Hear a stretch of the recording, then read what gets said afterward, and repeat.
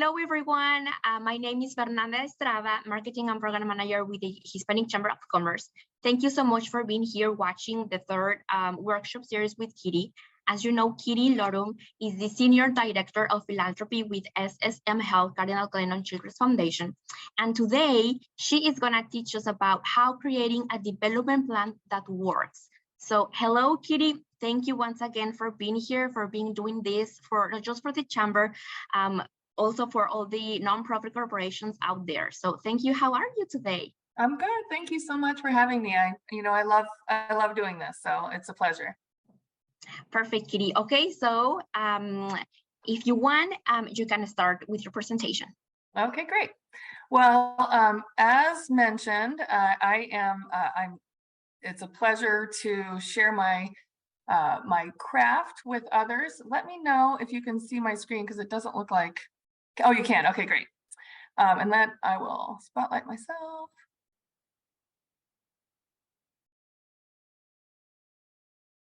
One moment while I get here we go. There we go. Okay, so today we're going to talk about creating a development plan that works. And this is it's a brief presentation. And I want to invite members of the Hispanic Chamber to reach out to the Hispanic Chamber for any of the resources that I reference or share today. And then also invite any members of the Hispanic Chamber who would like to focus on their specific organization rather than a theoretical organization. Over Zoom, and we can share that experience also with the constituency of the Hispanic Chamber, because there are no new ideas, and I beg, borrow, and steal and share all of the resources that I have because I love my profession, I love nonprofit leadership, and I believe that if people if you get bitten by the bug of philanthropy and fundraising, you would know that it's joyful and that you are helping donors fulfill their dreams and, even to sometimes live forever by investing in causes that matter. So without further ado, I'm going to just remind us about a few of the theories in fundraising. I'm going to skip over this first one because I should have deleted that one. There we go.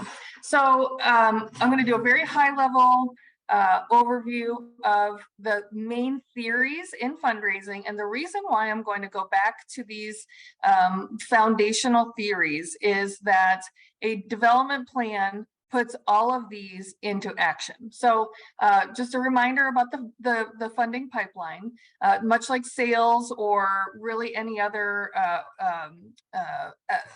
professional effort that moves people from small involvement to the biggest involvement possible. You engage people either through events or volunteerism, and then you get the first gift and then lower level annual gifts. You invite them to continue giving every year so you can count on their support in your work. And then for those who can afford and are interested in making a major gift, you usually get major gifts through your annual fund. And then principal gifts they're often end-of-life gifts, either wills or trusts, but they can also sometimes be in a person's lifetime where they want to give the majority of their wealth, their largest gift of their lifetime, and those are considered principal gifts. And oftentimes a principal gift can be larger than all of your annual gifts combined. And I'll talk about that in just a moment. So the donor life cycle, very briefly, is you identify a person or an organization or a foundation that might be a good prospect to fund your organization. You qualify them, and by qualifying, you're looking for 3 C's. There's some theorists use different words for this, but I like the 3 C's because it's easy to remember. So you're looking for people who are care about your organization, that are connected to your organization, because it might be great if they love your mission, but if you're not connected with them, you can't get an audience with them. And then do they have the capacity to support it? So it might be great if they if they care about your organization and you know them very well and they know you very well. But if they don't have the capacity to make a significant gift to help further your mission, then they're probably not your best major gift prospects. So, and then you cultivate them. You get them engaged, let them get to know you, you get to know them, and then you solicit them.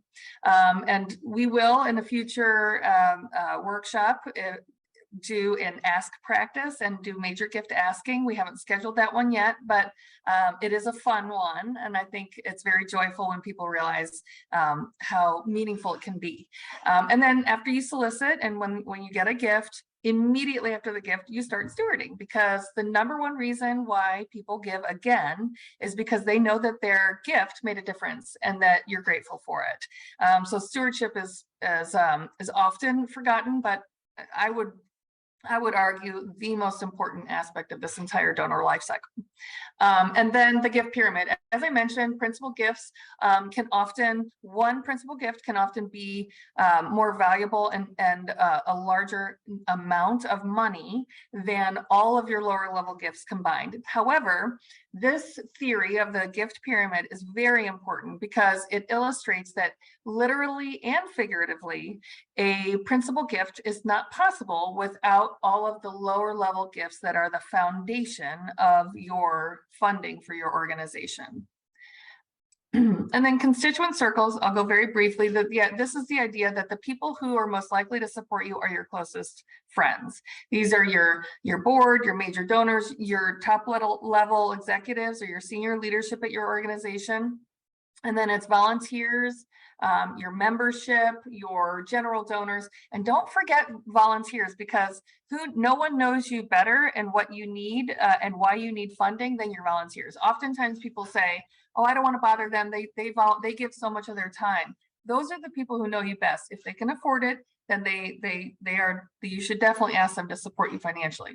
And then, it gets bigger from there until you're like the world, the universe. And then the last of these theories, and I always joke about this horrible graphic, but I've kind of become endeared to it. But there are 4 stools of fundraising. There's the annual fund that we discussed. There's major gifts.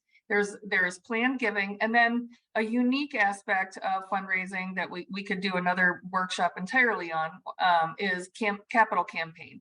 It is different than your annual fund and major gifts and your planned giving, but it is an integral part of a comprehensive fundraising strategy. And then the ladder of effectiveness, you will always be most successful at person-to-person solicitation rather than, media advertising, which is the least effective. And then, in between there is door-to-door sales, writing a letter with no follow-up, writing a letter with follow-up, and all of the gradations in between. But the most effective way to solicit funds for your organization will always be one person speaking to one person, whether that person is a representative of a corporation or a representative of a foundation or an individual philanthropist. Okay, so let's get into development plans. So a development plan, it can look however you want. It needs to reflect your organization's mission, your guiding principles, and the resources that you have at hand to fundraise. It also needs to be very specific and time-bound, and it needs to reflect ownership over who does what and by when, so that there's no confusion about who was supposed to do this. So if it doesn't get done, or everyone's thinking that somebody else is going to do it, so they don't need to do it, that can cause real organizational stress. And create a situation where the entire strategy won't work. So I have just a couple examples here. So like in this example, I think it's well organized. You could Google this. It's there's all sorts of examples out there. Feel free to Google. I have something that I'm very happy to share in an editable Word document form, something that I've created over time by seeing other people's best practices. But before I get to that, I'm just going to share a couple visuals of other ones that I think look like they would work. So this one is in Excel. I like that because you can sort it. But here you have like specific strategies for donor acquisition, which is feeding that pipeline, donor engagement, which is moving people through the pipeline, and donor retention, which is getting people to continue going through the donor life cycle. So I'm just trying to illustrate why I always start with those main theories of fundraising before I get into something as comprehensive as a development plan. Here's another example. This one is more of a calendar. So you look at, like, how does your fundraising plan, your strategy, how does it look throughout the year, right? So this takes the efforts that you are undertaking and puts them in a calendar. So I often use this as this format as how I use my communications plan. So, but there's two different ways that you can do it, and actually there's hundreds of ways you can do it, but these are some that I like. Here is a last one that I do like, and this one is more like ordered by priority. So like one of my favorite and least favorite books, I'm always looking for professional development opportunities in fundraising, and I found that many of the best fundraising professional development tools that I've found are not actually geared toward fundraisers, but one of the best and worst books that I've ever read is called Eat That Frog. And I say that because it was a terrible book. I put it down and I was like, I can't believe I wasted, an hour and a half reading it. Very small book, God bless him. But I still talk about it, which makes him a really good writer. And he got my point. He got the point across. I'll just synthesize the book for you. If you have a million things to do today, think about the one thing that would make your day a success and do that first. Okay, so if whatever you need to do that is your biggest rock, your biggest hurdle, do it first. And then everything else for that day is gravy. So it's like, if you have to eat a frog and you're not looking forward to it, but you have to do it first. And then everything else is easy thereafter. So I bring that up because in this development plan example, it's sorted by priority. What is the most important thing you need to do today? Or what is the most important thing you need to do? And in my line of work, it's ask people for money. So you can do a lot of things, but there's a lot of fundraisers out there that do all sorts of things, but they never really get around to asking people for money. So that's one of the reasons why I like this example.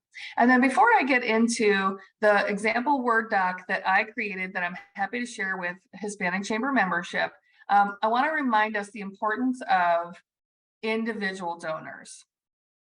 Everyone starts out, and I mean, I still hear it as long as I've been doing fundraising, my entire profession, everyone says, well, have you asked, bigwig company, or what about muckety muck company? Does such and such company support you? I mean, corporate philanthropy is very important, but it very, very most often comes from their marketing budget. And that's why people think that corporate philanthropy is a much larger piece of pie than it is. As you can see here, this is Giving USA. They track fundraising and the statistics, and it's actually comprehensive in the United States every year. And while during the pandemic, many things shifted, corporate philanthropy went from 5 to 4. Foundations pumped up a little bit because they rallied and helped many of the causes that were needed to support those most impacted by the pandemic. But really, even with the pandemic, most of these numbers did not change. The key point here is that individuals are the most important resource for philanthropy in the United States.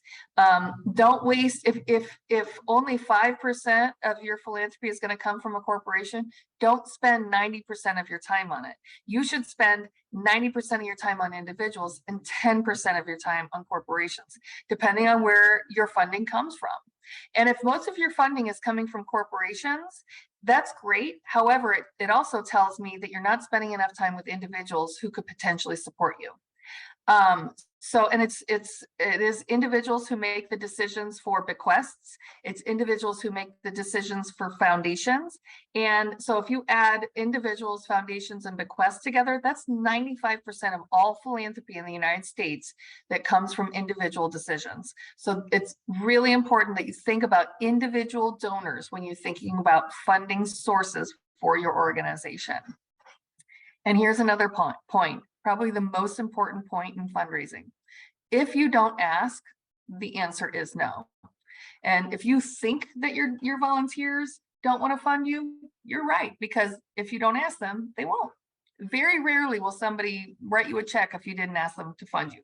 Okay, so without further ado, let me see if I share this. Can you see the Word doc that I have up when I share this? Yes, we can. Okay, good. Okay, so this is not rocket science. The thing that makes people think that fundraising is so hard is the fear of rejection. Okay, so there is no secret, magic wand to what I do. It is just genuinely engaging people in a sincere and thoughtful way that will feel good for them. And letting my ego get out of the way and reminding myself that rejection is not personal. It almost always, when someone says no to an ask, it's usually no to the right. The timing is wrong, the amount is wrong, the program is wrong. I've only maybe 2 or 3 times in my entire career, and I've been doing this my entire career, has anyone ever said, no, I don't want to fund your organization at any amount ever, just it's not my thing. That's literally only happened to me 2 or 3 times in, I don't even want to count how many years, but decades. Okay, so if we're looking at what this example does, is it shares the most generic but important goals that you should have as a fundraiser. One is to increase the number of major donors. The second is to increase the number of corporate donors. The third is this is a very good one, because if you're not increasing online donations and you're not making it easy for people to donate online, you'll just miss revenue right there, because now everything is automated. If they can't get on their cell phone and make a gift easily without getting distracted with too few clicks, then you're just leaving money on the table. Another one that's really important, especially in today's world, is monthly giving. People need it to be easy to support you, and oftentimes people will give you a lot more money if they can do it in installments. And if they get paid on the first and their monthly installment comes out on the second, they don't notice it, but in the back of their mind, they know that they're supporting you, and then you can put a stewardship plan together that is automated, that is timed in a way that keeps them engaged, and they're on your books until their credit card expires.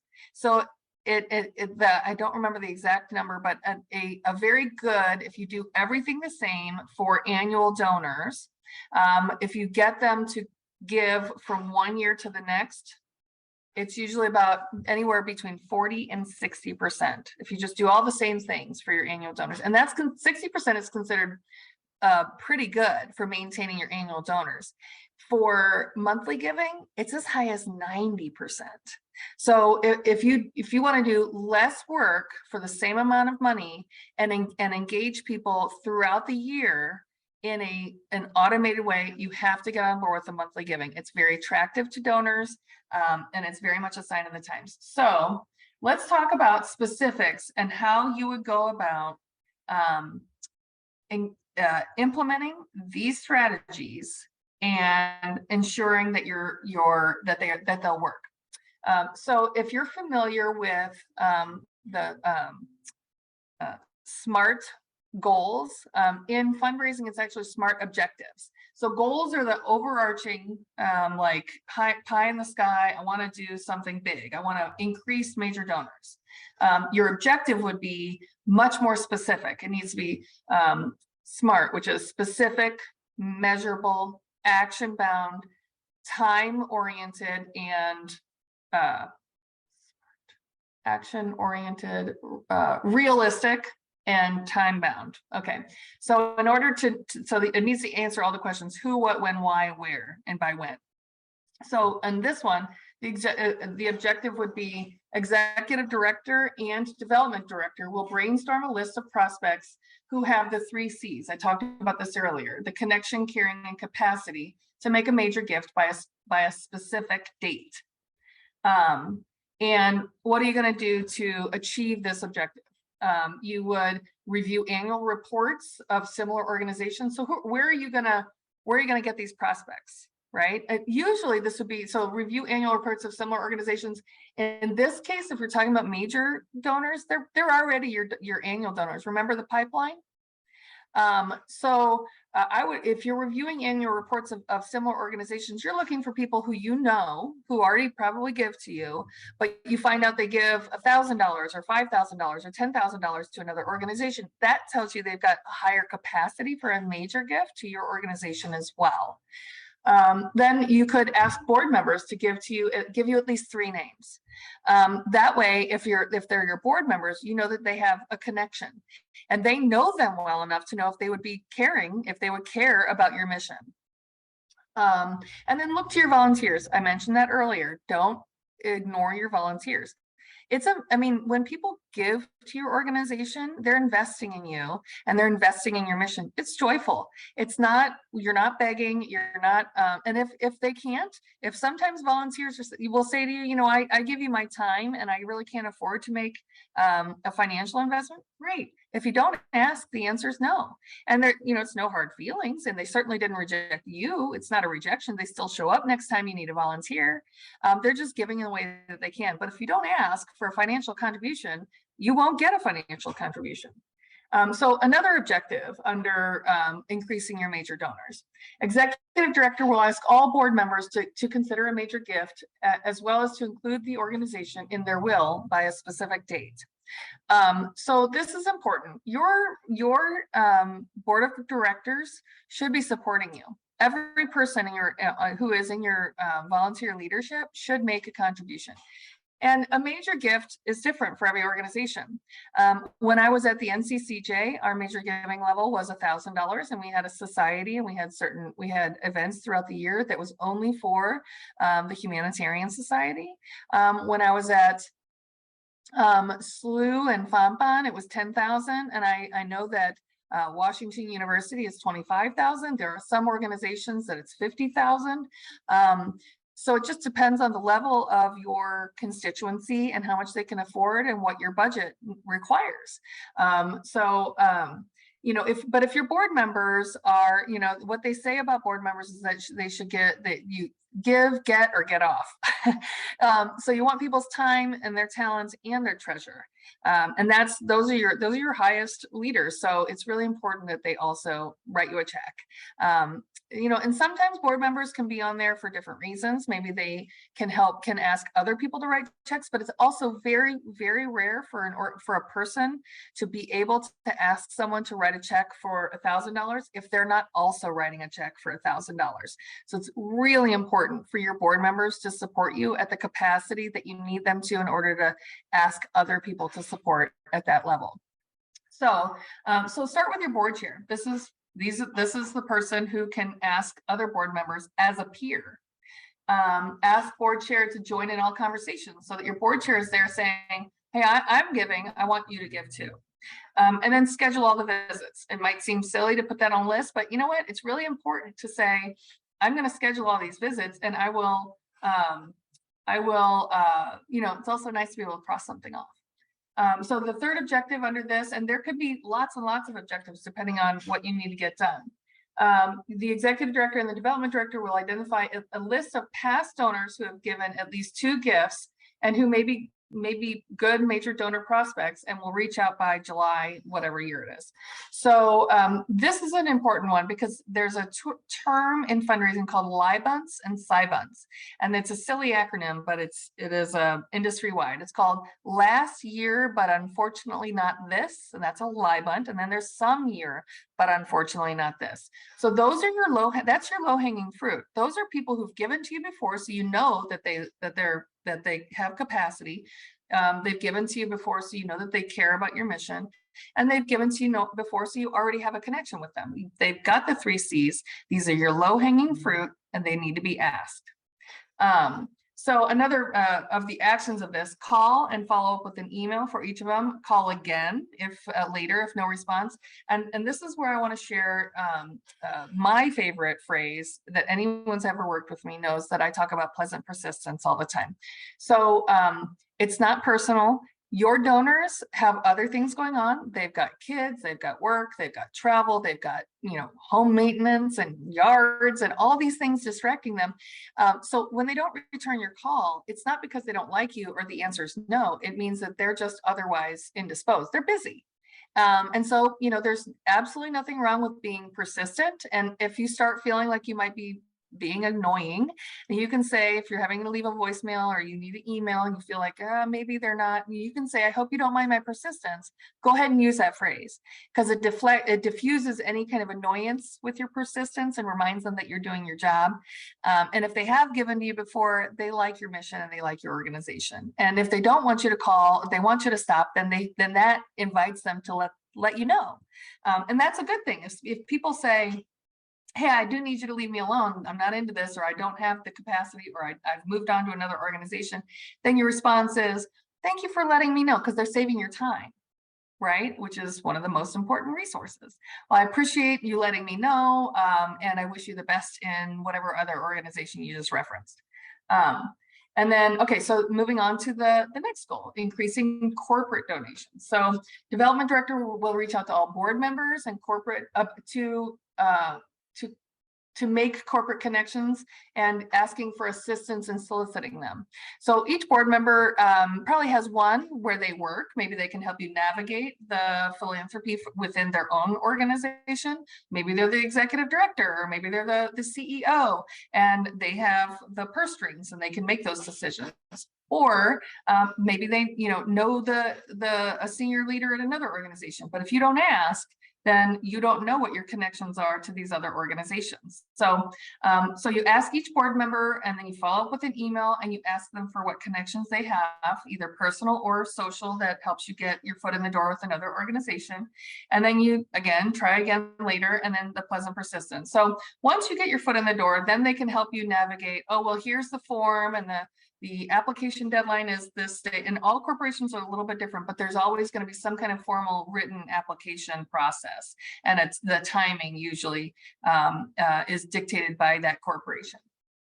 So next, the administrative staff of your organization can prepare a solicitation mailing for prospective corporate sponsors. So you have something that has all the information needed and you mail it out, and then you create the marketing piece so that if this is an event, it would be and that's one thing that, because as I mentioned earlier, corporate supporters often it comes from their marketing budget.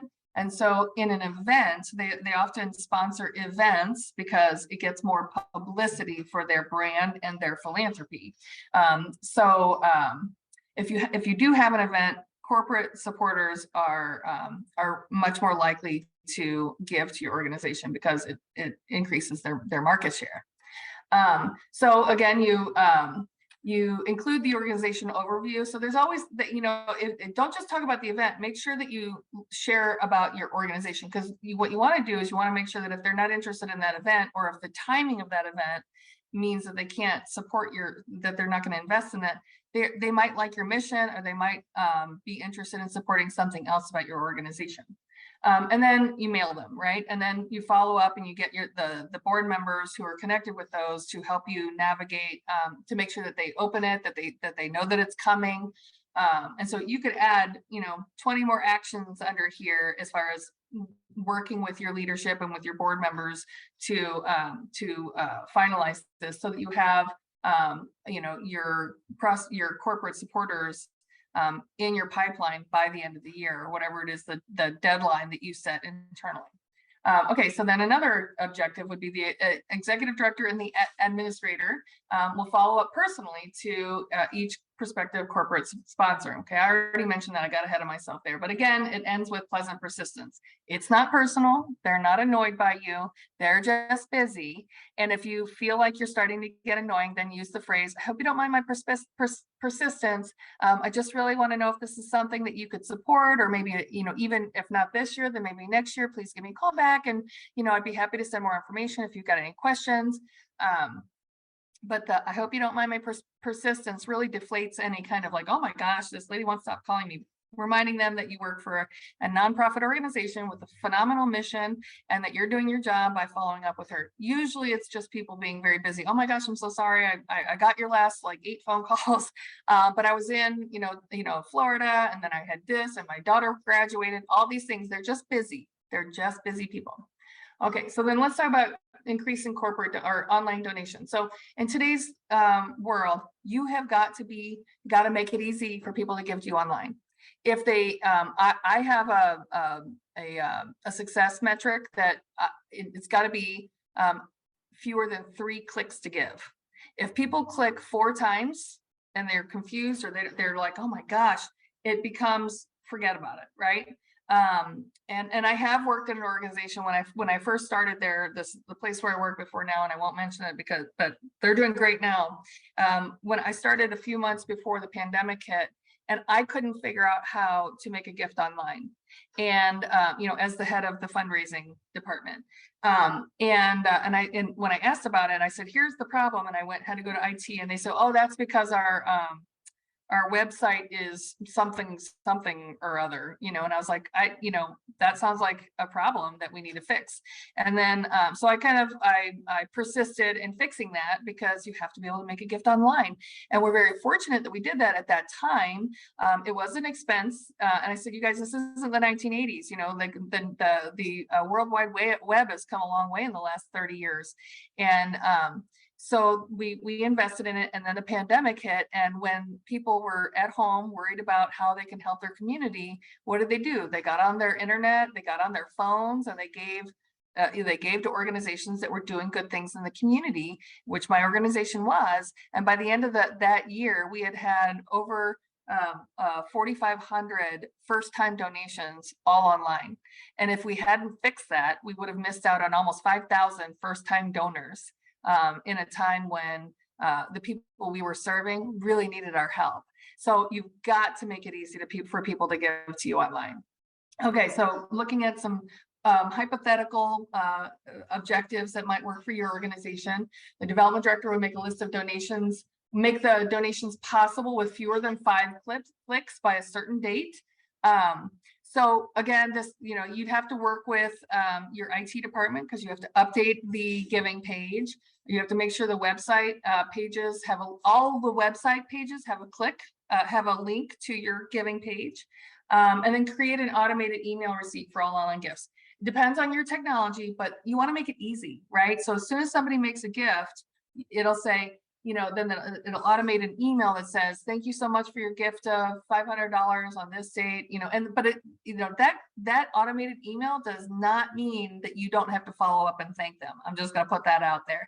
It's to make sure that you're making it easy for them and that they immediately have the receipt that they need, but that still doesn't mean that's not stewardship. That is a receipt letter. Okay, so just putting that out there, the stewardship is still very, very important, even if the receipt is automated. Okay, so the second objective, development director will create a social media strategy to increase online giving by July 2022. So social media, it doesn't create a lot of big gifts. You're not going to get major gifts from social media. That's really rare. However, it does get first-time gifts, and it does get multiple gifts throughout the year, which is an indicator of a potential major donor. So research the best practices and find organizations that are doing social media well. You don't have to do everything yourself. You can pay for a service that you can calendar all of your social media stuff. So not all of your social media can be planned in advance, but if you know that Valentine's Day, and you know that 4th of July, and you know that Thanksgiving, at January 1, you can post all of your social media so that on those dates it's set, it's all ready to go. So, and there are like Hootsuite is the one that I like. We use a different one here at the foundation. But there are some really great services out there that for an investment, but they pay for themselves in publicity and in small donations through your website.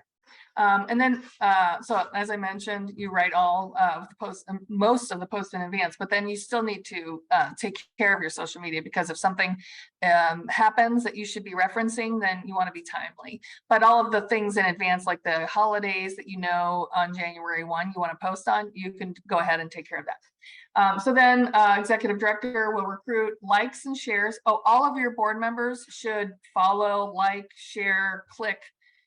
You can create a how-to guide for all of your board members. You can even give them like a job description that you ask them to put on their LinkedIn profile for their affiliation with you, so that you are connected to each other. Doing that is really important too, not just for connecting with them, but it does increase your Google optimization. I'm out of my lane here by even using words like that, but making sure that you are connecting online with your volunteer leadership is very important. And that you also want to make sure that whatever they're putting on their LinkedIn, or that whatever their online profiles are, is reflective of your mission, and that any links to your website is accurate. So, and you should help them in that regard, not just say, go do this, but you should say, do this by doing these very specific things.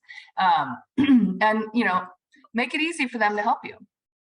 Okay, and then finally, launch a monthly giving program. As I mentioned earlier, it is much easier for a donor to continue giving to you, and it increases the likelihood that they will stay a donor from year to year significantly. And so it is something that savvy organizations are doing more and more of. I highly recommend it. So sample objective might be the executive director and the development director will ask all current donors to consider monthly giving by said date.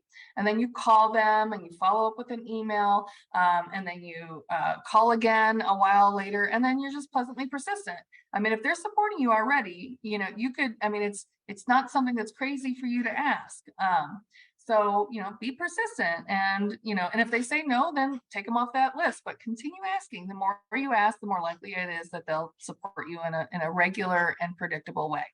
And then the final sample objective is the executive director will reach out to all board members to ask for them to consider a monthly gift as well. And then asking your board members to give 3 names of individuals that they would help become monthly donors. And again, the follow-up and the pleasant persistence.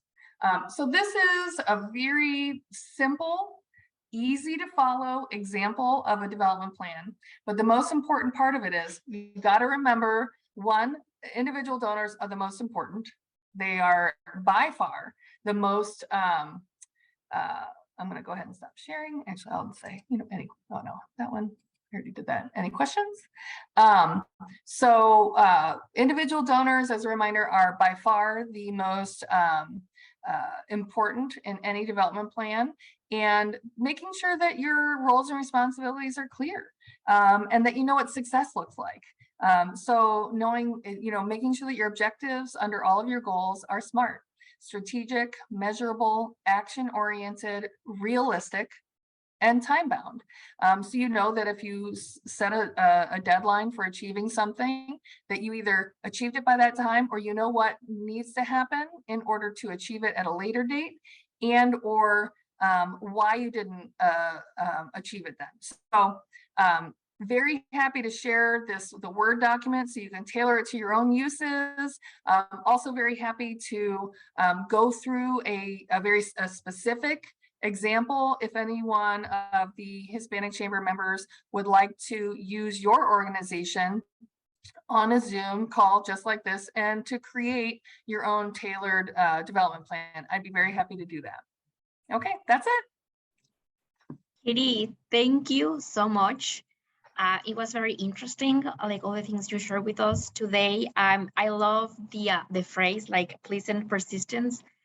Sometimes I'm struggle with that, like, oh my God, if I send another reminder, this person is gonna hate me. This person is gonna like asking me, please stop sending me emails. But you're right. I mean, at the end of the day, we are doing our work.